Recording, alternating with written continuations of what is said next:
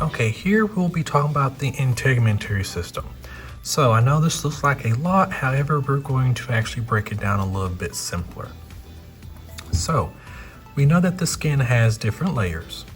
So we have the epidermis, the dermis, and then the hypodermis.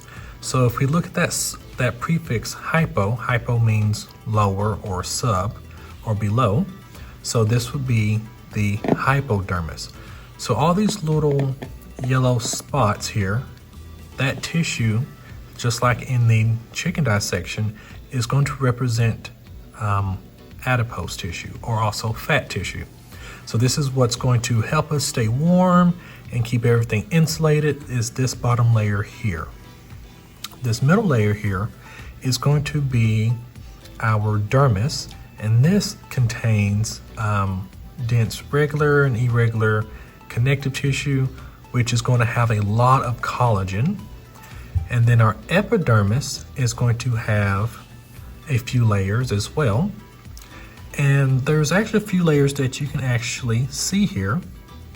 So this very outer layer is going to be called the epidermis, but this is more commonly known as the stratum corneum. And if you notice here that the corneum has a lot of different layers, so around about anywhere between 20 to 30 layers of squamous epithelium or stratified squamous epithelium is what you're going to find here in this very dense layer here.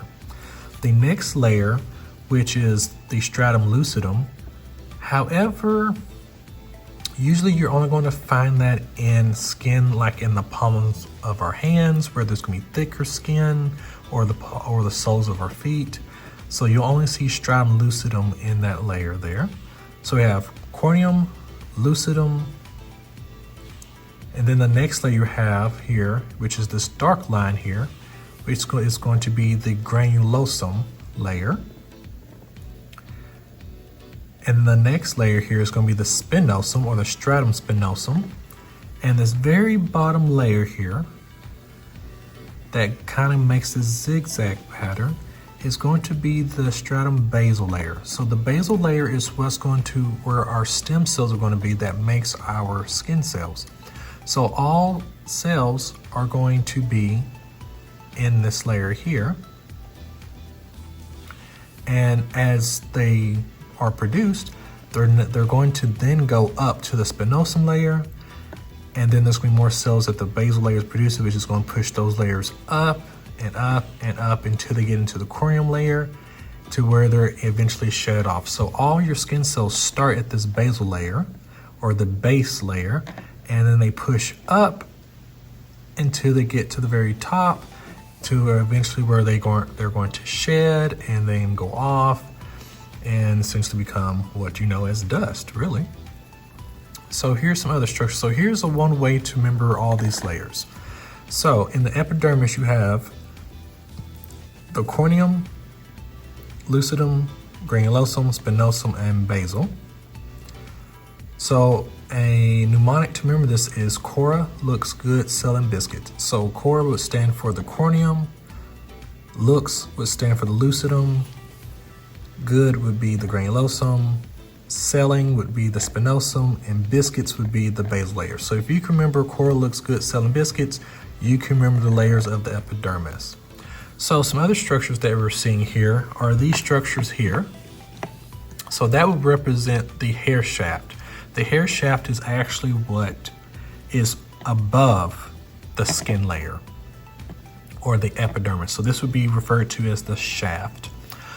Now if we get below the skin and looking at this hair cell, you see that there's a structure that's right here. This is going to be the sebaceous gland, which is going to be made out of cuboidal types of cells, because we know that cuboidal is going to be secreting. So the sebaceous gland is going to be the oil gland that's going to lubricate and keep the health of this hair cell. So that's one reason why your hair gets oily, is because you actually have oil cells or oil glands that are keeping the hair cell in its full strength, keeping it from splitting, having split ends. It is keeping it strong and healthy. So that is what the sebaceous gland is for. This muscle you see that's right here is actually a muscle that you actually see in all hair all hair follicles. This is going to be referred to as the erector pili. This is responsible for tensioning the skin and giving you goosebumps when you get cold. So that the purpose of the erector pili is, yes, it does cause goosebumps, but it's to tighten the skin so that it prevents you from losing a lot of heat and to conserve your heat. So that is the purpose of the erector pili, and it's going to help those hairs stand up straight, especially like when you get scared or when you're cold. It's pulling the skin, which is going to make the hair stand straight up. So the next structure is going to be these glands right here. So these glands is going to be known as your eccrine glands. So these are also your sweat glands. And this is going to be really commonly seen throughout the integumentary system. I think they make up around about 70 to 90% of your sweat glands. And so these are your normal sweat glands. However, you have a bigger sweat gland over here. So yes, you have different types of sweat glands. This one is referred to as your apocrine sweat gland. So this one is we usually tend to see around puberty. This is what gives you your BO or your body odor. These typically are going to produce sweat that the bacteria likes to feast off of, and that's what actually gives you the nasty smell. Or if you haven't showered or washed underneath your armpits or in your pubic area, these are the sweat glands that are going to be located there. That's going to produce those salts and those fluids that bacteria like to feast off of. In our hypodermis, we see just a few arteries and veins and blood supply, but down here in the subcutaneous, you see a deeper level. Also in the subcutaneous or the hypodermis, you'll see a lot of collagen fibers. So if you do get a cut that is deeper than the surface and it cuts down into the subcutaneous or in the dermis, we tend to see scarring. And so that's one reason if you cut too deep into the skin, you end up having a scar because the skin is trying to essentially make it stronger. And collagen is one of the strongest fibers we have in our body aside from keratin. And that protein is going to try to make it stronger so it can heal better. However, if you cut in your dermis or your epidermis, you tend not to have much scarring because there's not a lot of collagen fibers. However, once you get deeper into the dermis and the hypodermis, you'll see a lot more scar tissue because it has a lot more collagen down there. Down here you have the hair root and the follicle, which are going to be down here in the base of the hair. And so when you pull, if you ever pull the hair, you notice that there's going to be this little white portion on the outside. That is the follicle, which it actually holds the hair. And so when you pull, sometimes you get the follicle, sometimes you just get the root. Over here you have a sensory organ.